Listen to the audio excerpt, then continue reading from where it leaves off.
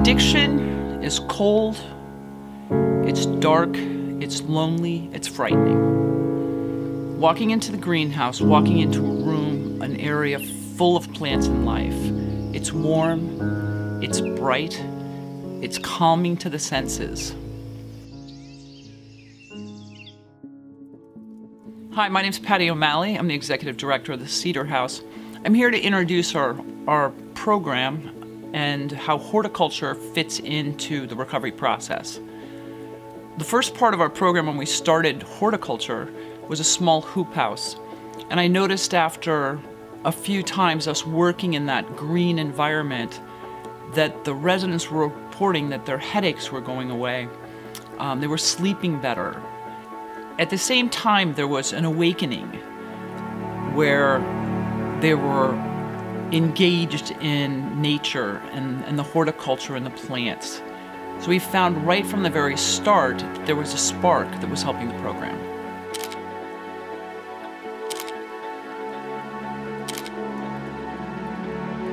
Hi, my name is Knox and I'm a licensed professional counselor.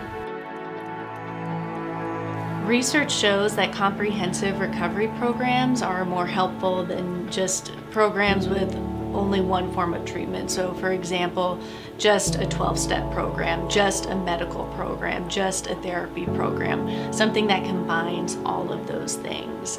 The Cedar House is one of those programs, specifically in its use of creative therapies. And 36% of the treatment centers in the country use creative therapies, which are proven to be particularly effective with women and adolescents.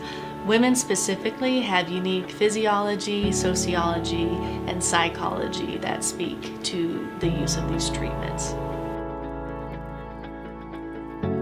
I'd like to share some statistics from SAMHSA, the Substance Abuse Mental Health Services Administration.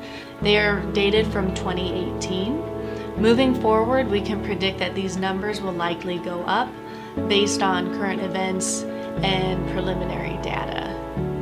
Monthly, roughly 16.6 million Americans were heavy alcohol users and 67.1 million were binge alcohol users.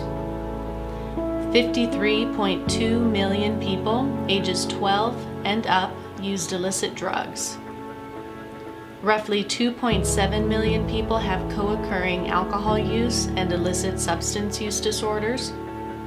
9.2 million adults have co-occurring mental health disorders and substance use disorders, and over 3 million of those are with serious mental health disorders. In 2018, 1 in 13 people ages 12 and up needed treatment for substance use disorders. Of the 21.2 million people who needed any form of substance use treatment, only 3.7 million received any treatment at all. Every part of working with the plants, with the gardens, with the greenhouse, speaks of growth, it speaks of patience and waiting. It speaks of caring for something else, tending to the plants, getting out of our self problems and working with our hands to nurture. Working together on a common goal is how we break down isolation. One beautiful part of working in the greenhouse I see when residents come in new, they're scared, they're frightened, and they walk in with other residents who are working on plants and they'll say, I don't know what I'm doing. I've never done this before. And they'll hear another resident reach out and say, let me help you. Let me show you how to do this. And I think it's the first time that they've heard and accepted, in a little way, help from someone, where that hand is reaching out and they're saying, this is safe to reach back. Based on the numbers that we're seeing in our country, there is a big gap in the number of people who need treatment and the number who receive that.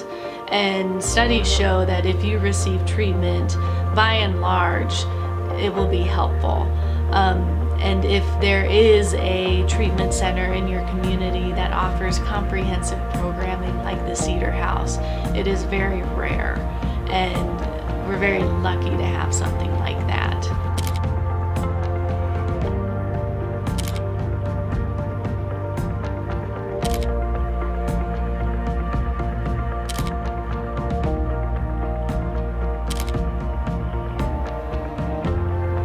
big part of our program, a big part of recovery programs in general would be therapy and 12-step recovery groups. Those groups are going to be made up of addicts helping addicts, recovering people helping recovering people. The greenhouse, when we open those doors, the community comes in. And it's so important, I see it as so important, that we're connecting with a community of everyone. So it doesn't become us versus them. We need to break down that stigma. So it brings people who don't know, understand recovery. We're available. And as recovering addicts, we're entering back into a normal life. We're entering into the mainstream of community. And that's a critical part of why the greenhouse is so important as an outreach. I've heard other recovery programs call this reintegration, a common word. For us at the Cedar House, forming friendships within our community, we call it a belonging.